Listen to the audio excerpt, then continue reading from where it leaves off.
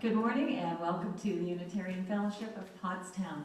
I'm Lisa Jokiel, your speaker today, and because I so often forget to introduce myself, I'm wearing a little handmade pin that says Lisa. It was given to me by my niece, who was a minister at the Episcopal Church in Washington State, and she figured I should stop forgetting to say who I am, and so a friend of hers made this for me, and it says Lisa. So please, I won't mind if you look down, if you're seeing me, my face, and you look down to remind yourselves of my name. That's very good. My welcome is from a Navajo storyteller who gathered people around. He was a professional storyteller, and it was featured on one of the children's shows. I'm forgetting which one. And he said when he ever started the story, that everyone should imagine that they were sitting around the kitchen table, a big kitchen table. And at that kitchen table, there was a seat for everyone. So please engage in that feeling. Think of a kitchen table that you enjoyed sitting around with other people and pretend that there's a place for everybody. Thank you. Are there some announcements before we get further into the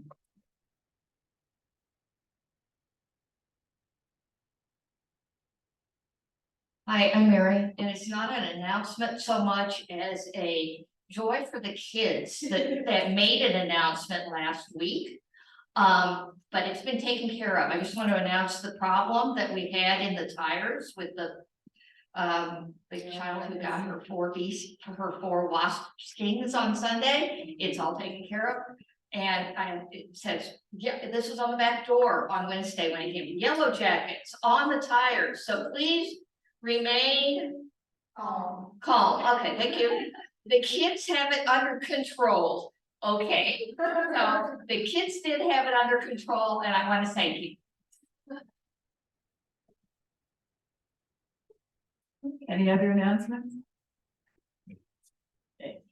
Looks like we're going to go on, and I'm going to bring the chime.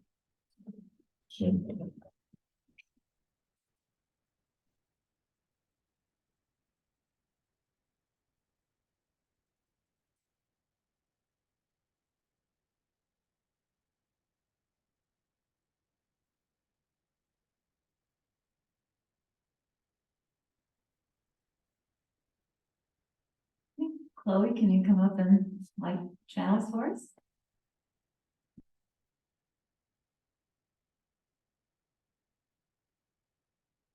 My opening words are from Rosalind Carter.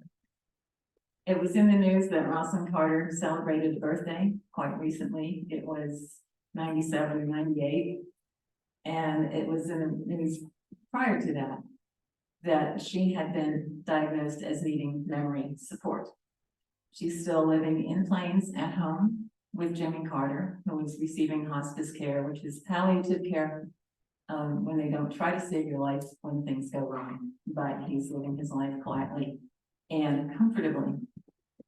Earlier on, Rosalind, who was as active in the Carter Center as Jimmy, said this about caregivers.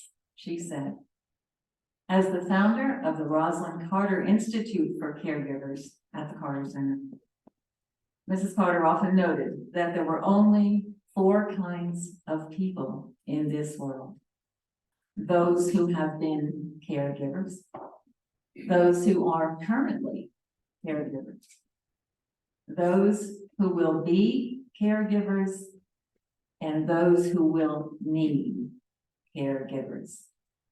The Carter Center went on to say, the universality of caregivers is clear in this family, meaning everyone who's involved in the Carter Center. And we are experiencing the joy and challenges of the journey. I think this applies to almost everybody's life, but Rosalind just put it so poetically when she said that. Some other opening words are some unrelated quotations from Jimmy Carter.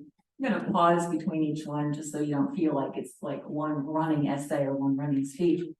As you noticed, Emily chose one of the wonderful ones to put in our bulletin today, and he said, "My faith demands that I do whatever I can, wherever I am, whenever I can, for as long as I can, with whatever I have, and try to make a difference." Some further quotations. We can choose to alleviate suffering. We can choose to work together for peace. We can make these changes, and we must. The bond of our common humanity is stronger than the divisiveness of our fears and prejudices. To be true to ourselves, we must be true to others.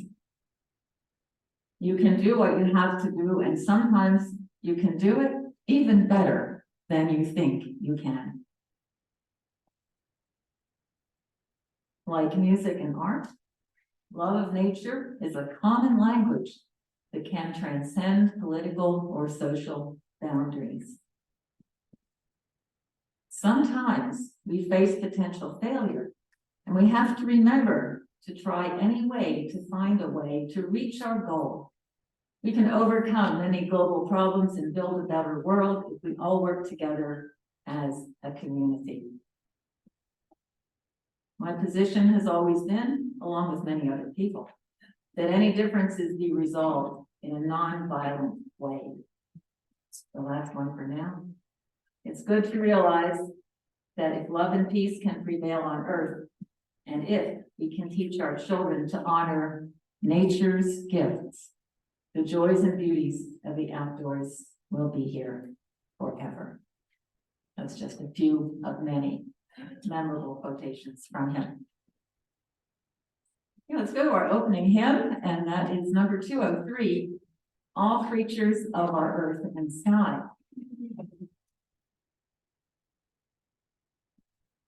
As you're looking for it, I want to give you a little bit of history on it. As you can see in the hymnal, it's attributed to St. Francis of Assisi.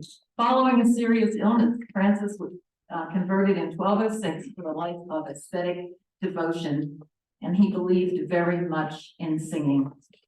And he was a troubadour. All right, are you ready for that? Did you know he was a troubadour, somebody who walks around singing songs in the community? And we have no idea what tune he used for this, but it was later put to this tune. And the name of the tune, which appears in capital letters at the bottom of the page, is Lass uns erfreuen, which means, not surprisingly, let us rejoice.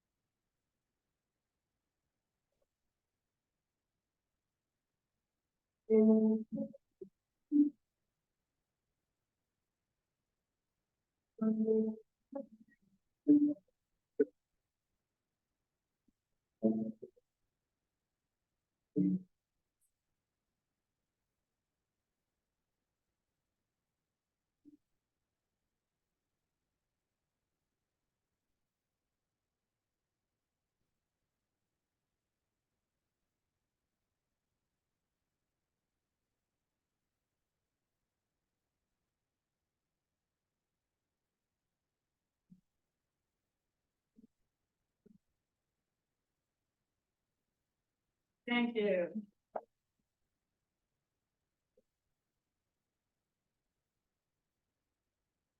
I understand that, is it Karina?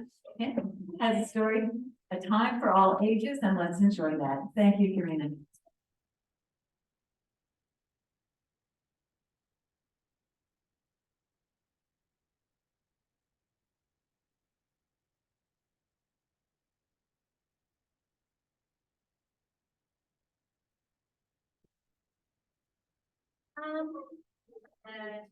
Sorry, like, hold it for me.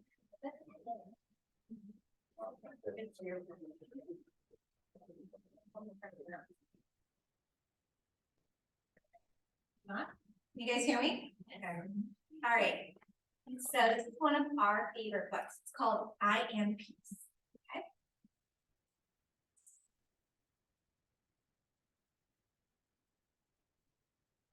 There are times when I worry about what might happen next and what happened before. What does he look like? Sad, little worried time. That's what people used to, tell time for. The thoughts in my head are like rushing water, and I feel like a boat with no anchor, being carried away.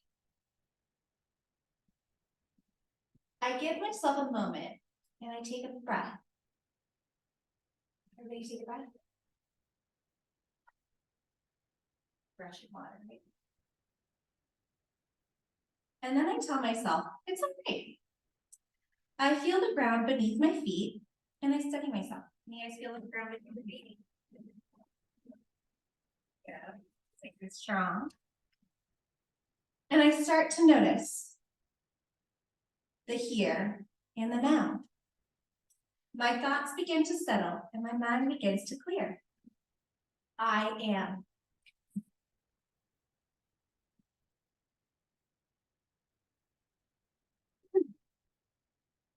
I can watch my worries gently pop and disappear and let things go.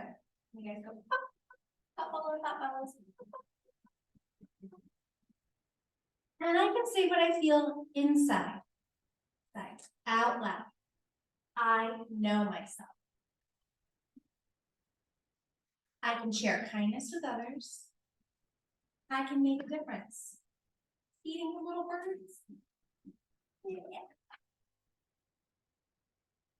It's nice and private, nice and strong, standing there. Take another deep breath.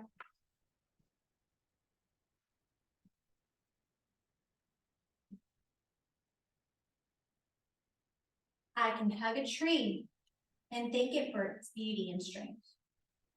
I connect to nature.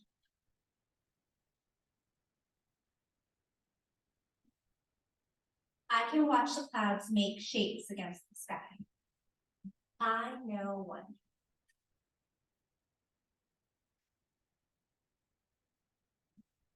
I can taste and smell and touch and hear and see what is all around me. I use my senses. It's like sitting there in the rain, feeling the rain on his hands.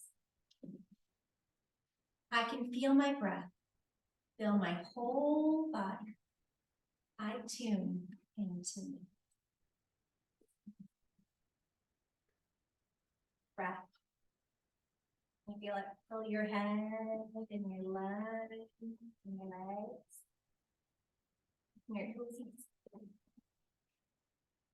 Now the water is still. I have found my anchor and everything is all right. I don't need to worry about before or after. I am in this moment. I am in peace. Now I share my peace with others.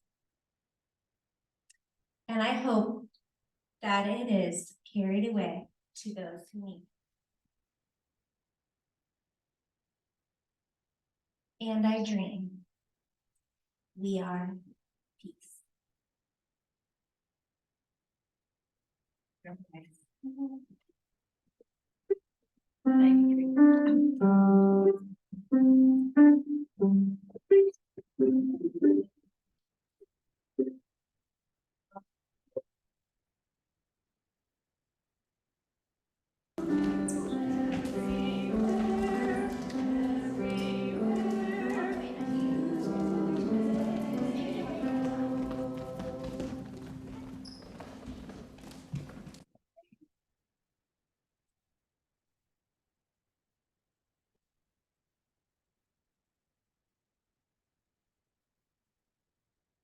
Okay, let's do the offertory now, and as it's being collected, I'll read a few more quotations from Jimmy Carter.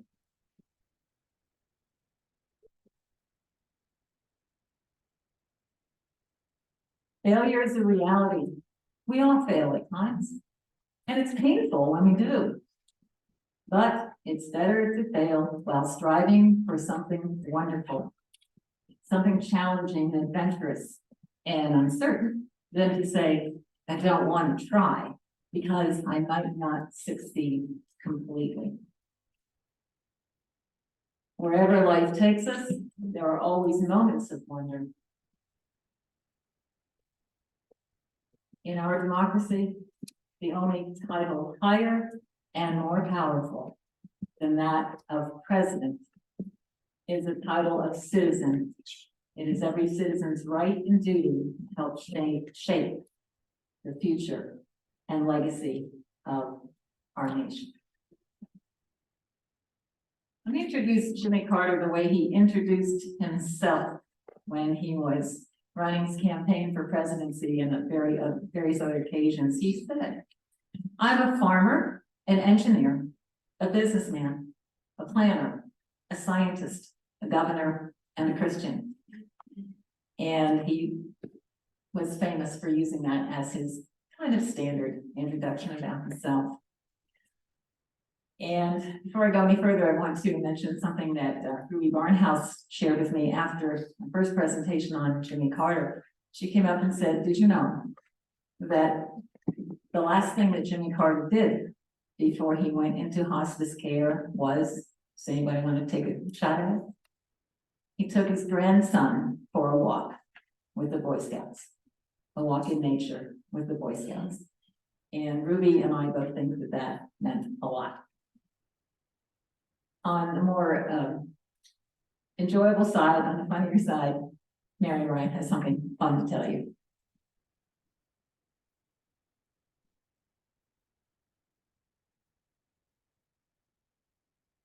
We know there was a recent president with brother problems.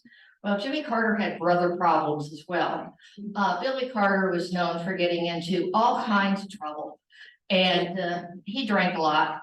And so he took advantage, and my dad bought a 6-pack and he opened it on the bottom so that he didn't pop the top of Billy beer. And there are a few people in here that may remember Billy beer. I don't know if anybody else actually tasted it, but it says, brewed expressly for and with the personal approval of one of America's all-time great beer drinkers, Billy Carter. I had this beer brewed up just for me. I think it's the best I ever tasted, and I've tasted a lot. I think you'll like it too. So anyway. It was fun, and it was kind of fun to read in the paper at the time how Billy really unintentionally threw a lot of curves to his brother during the presidency. At any point, does anybody else have something they'd like to share about Carter before I go on? If you do think of something during my talk, please raise your hand. If I don't see you, just call out Lisa and throw it in, because Carter had a lot to share with people. Just to give you I'll review a little bit of like major facts about Carter. I tried to put everything that's in a timeline with my own family. And knowing that my grandfather, who was way far apart from me in age, was born in 1880, but I knew him well. I try to put things like in that 1880 range and then sort of stick other years in with my family. Jimmy Carter, James L. Carter Jr., was born in Plains on October the 1st of 1924, and he's going to be 99 in a few days. So he's doing well, and he is the oldest living president, and he also has lived longer than any president. And his wife Rosalind had the recent birthday. They were married in 1946. Jimmy Carter went to the Naval Academy from 46 to, and was in the Navy until 1943. He was a lieutenant. He was active duty, I'm sorry, 53.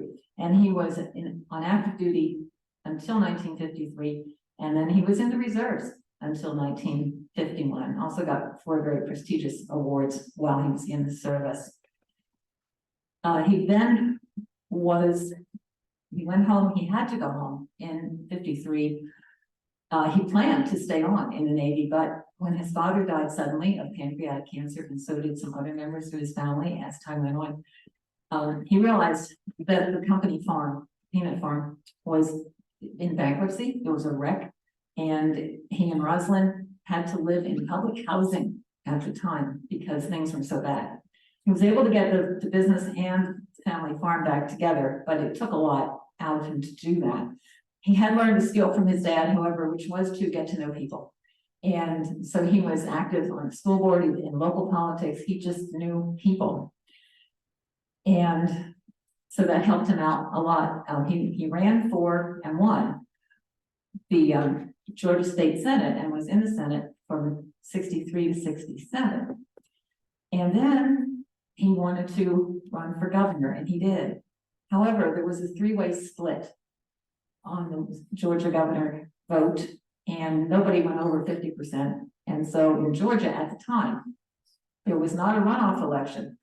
The state Senate decided who was going to be the governor, and they chose Lester Maddox, who was a segregationist down to his toes.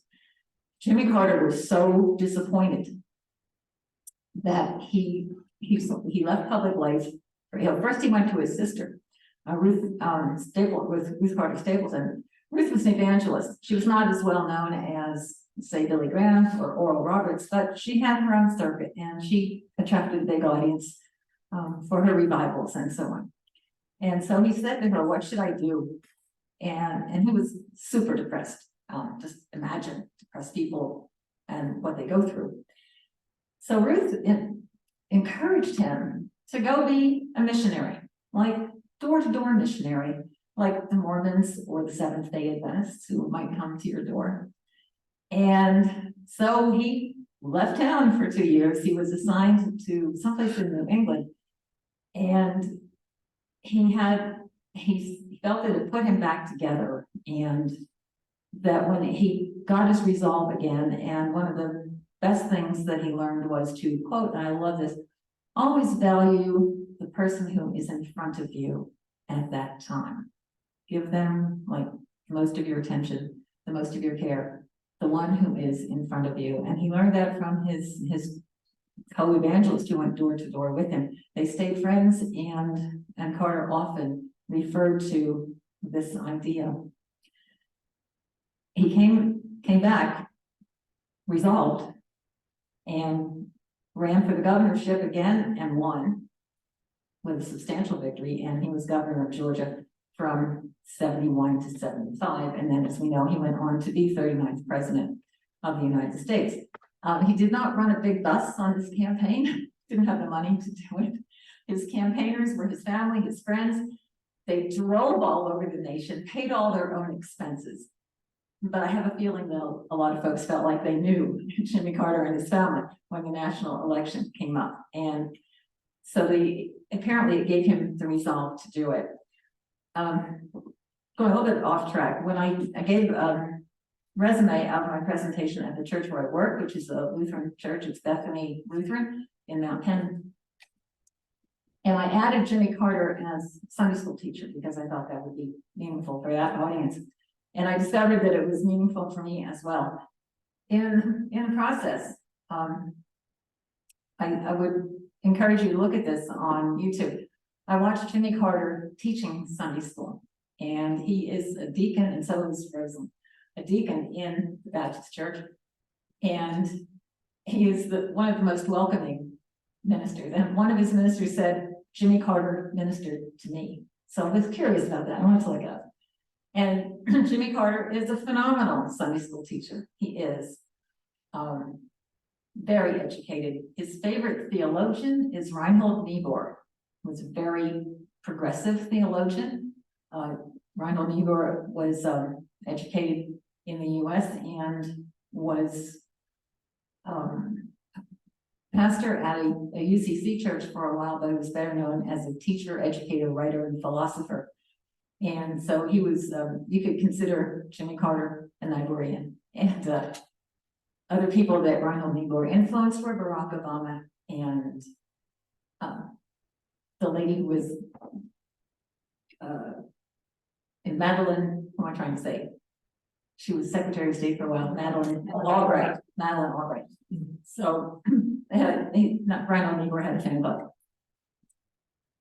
And in bringing his Sunday school classes to order, Jimmy Carter refers to other great religions and addressing himself to whoever people feel is the God of their thoughts. His particular variety of Baptist church decided, they went very, very conservative and decided not to let women be leaders. That's still true. And so he and Rosalind went to a different variety of Baptist church. And because during his campaign and at other times, Jimmy Carter said that women had even better, that's going pretty far, even better contributions to make. And so he was very, very devoted to being inclusive. He makes his audience of Sunday school people feel welcome. And I would really put him up with some of the ministers that I admire most. I have worked with many ministers, and for as non-religious as I am, I can't believe that I've worked with so many ministers. The majority of them come as chaplains at various long-term institutions. And a lot of them come as ministers at churches where I've either played the organ permanently, which I'm doing now, or as a substitute. My list reaches up to 75 ministers, and I give them all a little grade. And I give them all sort of a ranking of where they fit. By far and away is somebody you probably don't know, and that is Reverend Jim Dunn, who was, his last job was as interim minister at the UCC in Pottstown. It's out on High Street, St. Paul's UCC, further out in Western Pottstown. And I went to his final sermon, cried buckets of tears, and was sorry to see him go. But he was probably the best minister, and I worked with him for 18 months when he was interim at Salem UCC in Olney. He was probably the best at, first of all, bringing some meditation into his service, which is a hard thing to do, and just letting people know that he cared about them. He's the only person I know myself who was raised Unitarian and went on to a more Christ-centered ministry. And he visited all religions, and he really didn't know where to go when he was in high school and college.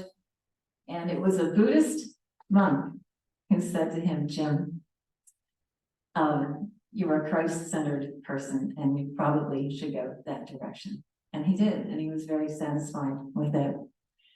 Best sermon I can recall from Jim is one at Salem called Feed My Sheep. And so that gives you his whole philosophy right then and there. He retired a little on the early side, and that's because he had multiple sclerosis. I forget the name for it, but it's the kind that comes and goes.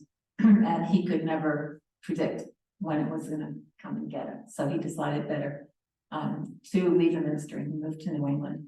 But anyhow, he's up there as number one. I put Jimmy Carter pretty close to that in his approach to people, which we could see in everything that he said and did. And his commitment to diversity, which he showed in his speech, in his acceptance speech, his inaugural address, and during everything he did, his appointments to the cabinet and everywhere else. And I think that was the beginning of a lot more acceptance and integration and inclusion in the national government than we had seen for quite a while. Billy Graham wanted to go to the White House, as he had done for lots of other presidents, and Carter wouldn't let him in. And that's because in the amendments to the Constitution and Bill of Rights, number one, it and I got this recently as politics kind of get more and more divisive. It's in the First Amendment. It says, Congress shall make no law respecting an establishment of religion or prohibiting the free exercise of religion. And in a course I kind of accidentally took when I was a substitute teacher, it was Elvernia College, it was about law in school circumstances. And it pointed out that in school, you don't either further or put down any religion, and that there is no national religion. So Billy Graham was not invited to the White House. He was pretty miffed by it because so many presidents before and after tended to reach out and connect with him, because in my opinion, it's because it got the evangelical base kind of lined up for them. But Carter, even though he was self-declared born-again Christian, wouldn't do that in the White House. And he was also pro-life, but he felt that everybody should make their own choices about it, and he did not get involved at all in that. He felt that that was up to families' principle. Some other interesting things about Carter: he loved classical music. He loved all music, but he loved classical music. And he played it all the time. And it drove the people in the White House nuts. He would play it at full volume all the time around every place that he went. When he was no longer president, I guess I told you about the night that he woke up after he had gone back to Times Square. He's sitting up at 4:30 in the morning, and he usually got up then, but he's sitting up wide awake, and Rosalind says, "What's the matter?" And he says, "What am I going to do now?" So he decided that writing books, painting, and woodwork would be his most significant interests. He wrote 24 books, and I read one of his recent books, and I compared what he said about the nuclear accident that he saved people from in Canada when he was a lieutenant in the Navy. And he kept them from having a meltdown at the Chalk River nuclear station in Canada. He's so humble about it. You can find more written about it in other books about him. In Wikipedia, he acts like it was just like, okay, something that he did, and he really writes it off, which says an awful lot about his humility. I do want to read some things that he said about the books that he wrote, and I found this very interesting. Don't you have too many notes and can't find them? And one of his books was called Paintings I Have Made. And he talked about how wonderful it is to paint and how that brings him close to everybody. He made more than 100 paintings, most of them oil, but not necessarily. And the book contains 50 of his pictures, and it's on sale on wherever you can find the books. And so he talks about them in his own notes, and he talks about his woodworking and how that brings him so close to having a relationship with nature. On the woodworking, and the book is called Jimmy Carter's Woodworking. And he said, looking back at the end of the day and seeing how much cropland had been prepared for planting, I enjoyed a sense of accomplishment and satisfaction, knowing that I had done all that was humanly possible, that even as a young boy, I had left behind visible proof of my work. About his woodworking, he said, I have similar emotions while working in my wood shop. Periods of drudgery that come with the repetitive use of a chisel, draw knife, spokeshave, plane, rasp, scraper, sandpaper, or paintbrush fade into relative insignificance when I can examine the result of my labor.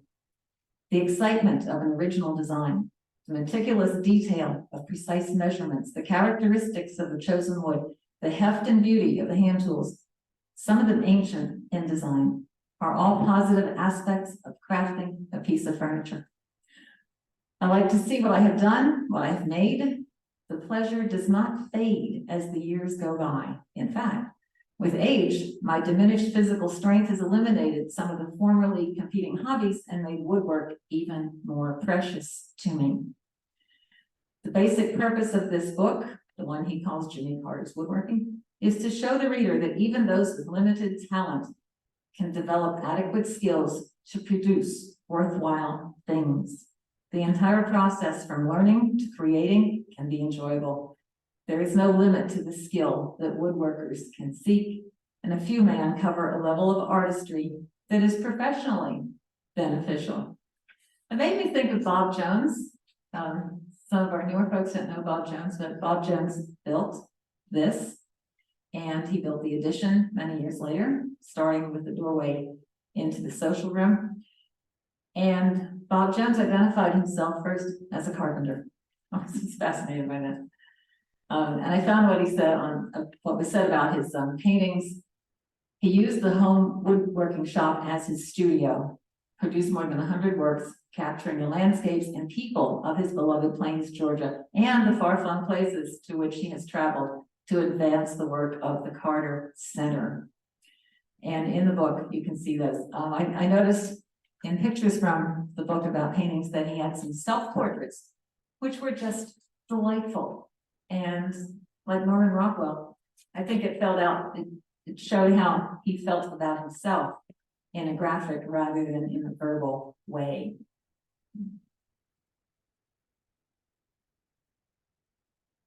Wanted to mention something about his mother, and that would be Miss Lillian, okay, Elizabeth Lily Gordon Carter.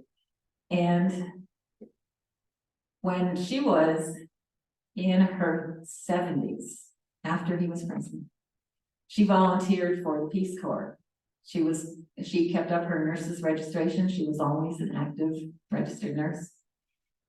And she was assigned to a place which is now in Mumbai. And she worked with people who were lepers. And about the experience, she said, in the Bible, they say that if you throw bread upon waters, what does that mean? Has anybody read the Bible enough to know what does it mean when you throw bread upon the waters? It means when you do good deeds, when you do something back. And the biblical quotation, which I can't say for you, says bread thrown upon the waters will come back tenfold. And Lillian referred to this in one of her quotations, and she said, I don't read the Bible very much. I just try to go by what I think is right in it. And she said, when I threw that bread upon the waters, it didn't come back tenfold in the Peace Corps. It came back 1,000-fold.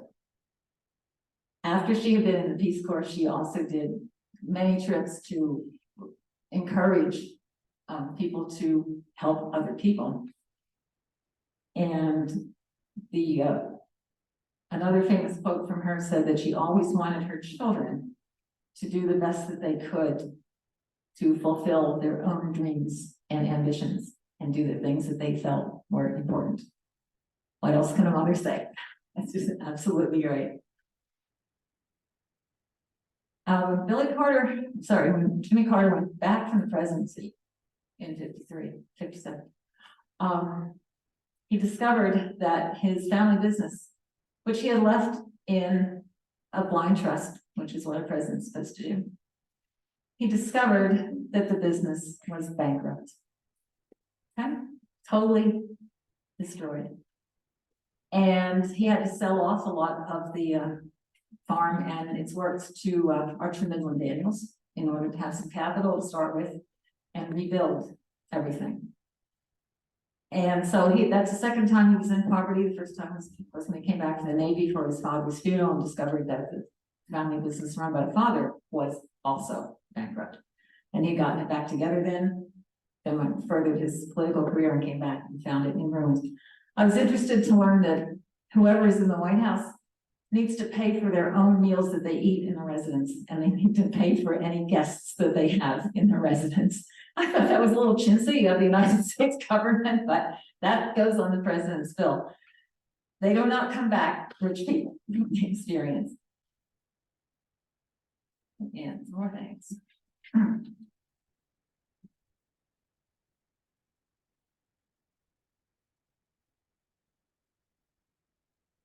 think I'm giving you all very serious highlights that I have here. And I'd like to share with you what's called the Carter Challenge. And he sent this in 2023 to a meeting in Plains that he wasn't able to go to anymore, but it named him, it named the engineering school at the Naval Academy for him because he was a nuclear engineer. And he said, oh, do something nice for somebody that needs it. If somebody needs a phone call, make that call. If somebody needs a visit, go make that visit. That's his very informal challenge for everyone. In his final days of the presidency, at the farewell address, he said these words: "The battle for human rights, at home and abroad, is far from over. If we are to serve as a beacon for human rights, we must continue to perfect here at home the rights and values which we espouse around the world. A decent education for our children, adequate medical care for all Americans, and an end to discrimination against minorities and women, a job for all those who are able to work, and freedom from injustice and religious intolerance." Those are words forever. Does anybody have any comments, additions that they'd like to talk about? Go ahead. I was just gonna say about, that we, those times we said we forgot What's that? the solar panels on right now. Stand up. And well, put solar panels on right now. And it's like, and you know, the energy crisis during the late 80s really lived like a block and a half of a gas station. And there would be lines waiting to get gas. My dad would stand there, oh, there's 2 cars that back out right now. And you know, it was put on a sweater and everybody mocked him when he did the thing from the Oval Office and desk wearing the sweater, saying, turn on, we're suffering crisis here, you don't need the heat so high, put on a sweater. And I'm thinking, and then a certain somebody who shall not be named before the other, anyway, came in, took the solar panels off, and it's all about me as opposed to all about us. And I keep thinking, I wonder what our climate and how we would be if we continued on that path. Because as we learned in the, hopefully in the one I did, what we are seeing now is what we did 40 years ago. And 40 years ago is the 1980s. And so, anyway, that's just me. I go back to that and I think, you know, the man was given short shrift on what and he tried to do, and I think he was very prescient, especially about. Very good, thank you. John, I think you had your hand up. Yeah, so 2 things. Where to start? I think Jimmy Carter exemplifies doing more than being president. We have had, I don't think any of the president who has finished his term and has then continued to be a productive, giving citizen. And I include even people like Barack Obama, George Bush II. These people, you know, have so much to offer. They have so much knowledge and platform that they've gained in being your president, whatever it is. But they all retreat seclusion, not wanting to interfere with the ongoing political process. But that's not what I'm saying. They can do other things. And here's a man, as we've always said, who became much more famous and maybe productive after he was president. Number 2, I think as you say, the short script with regard to his presidency speaks to what we as Americans want to see in a president.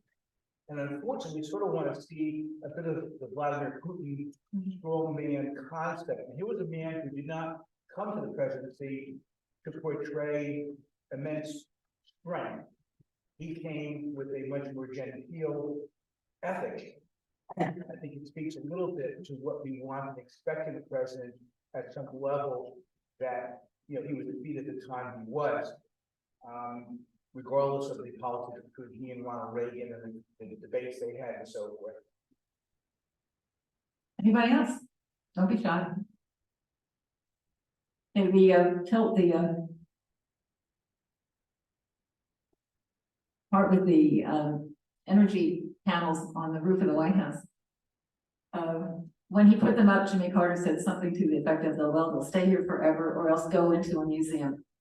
That's exactly what happened to them, because they were taken down by the next president, and somebody was smart enough to put a couple of them in a museum, actually in a museum, to say, this is how Jimmy Carter tried to tell us, what to do with those solar panels. So in a sense, he was right about that. Thank you. Anybody else have any comments that they wanted to add? All right. Okay, let's go to our next song, and that's hymn number 283, The Spacious Firmament.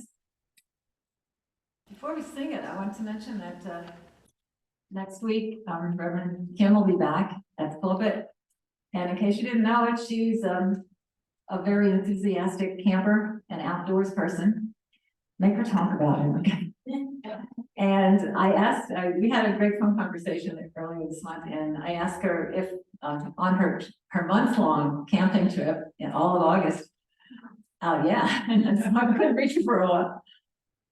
If she had been to any of the protected dark spaces, and protected dark spaces are a few places in the United States, and we have one in maybe two in north central Pennsylvania, where you cannot have lights on at night, and so you can see the entire Milky Way. You can see all the stars that you don't normally see.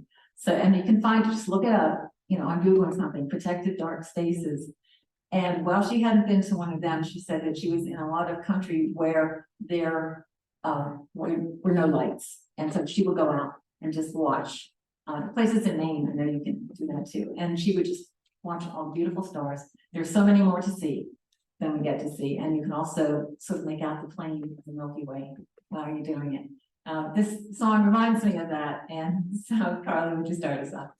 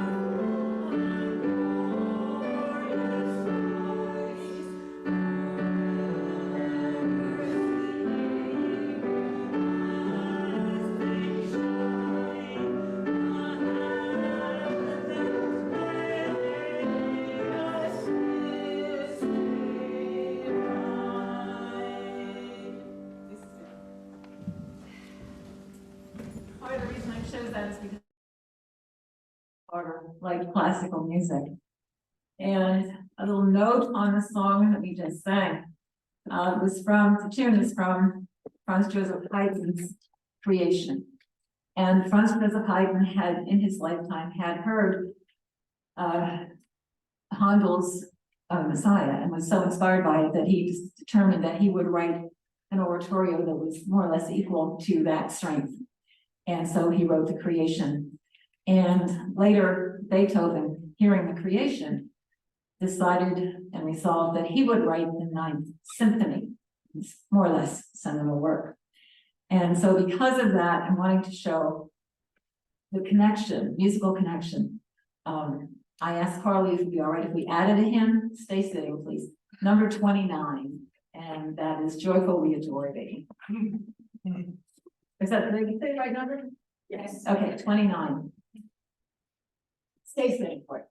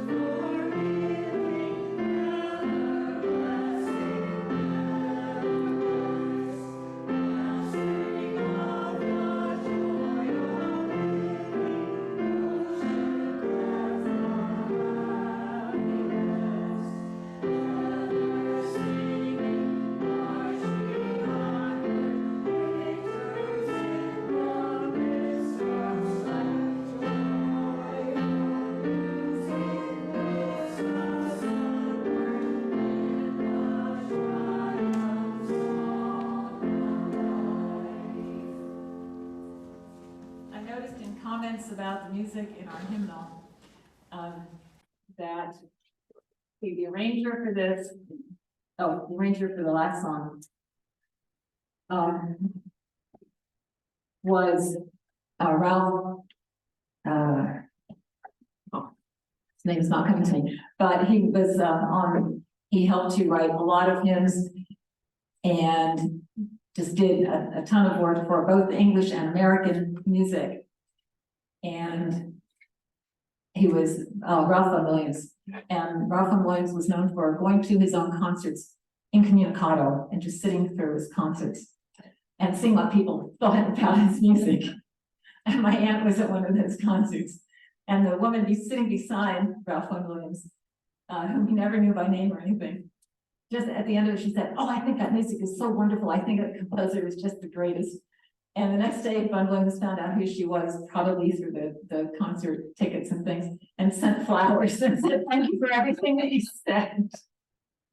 Also, the song we just sang, Thomas Paine, very much, and he did a lot of writing for Unitarianism all around the world. So got the stamp of approval on a number of those things. All right, and let's see, let's extinguish the chalice now. Oh, Sorry, I Chloe was getting. Oh, sure, come on up, Chloe. She can go. I thought that, I'm sorry, I thought she was not mine. Oh, Okay. sorry. Thought she went up with the kids, I'm sorry. Oops. That's why I don't hear. Oh, please read in unison with me. We extinguish this flame, but not the light of wisdom, the warmth of community, or the fire of commitment. These we have in our hearts. And we are together. Those are fine for our closing words as well. And see, I have Carly's gonna play us some postlude of her choice. And then Emily's going to come up front and we'll turn off our recording and we'll do joys and concerns. If you have conversation you want to do, take it out in the hall.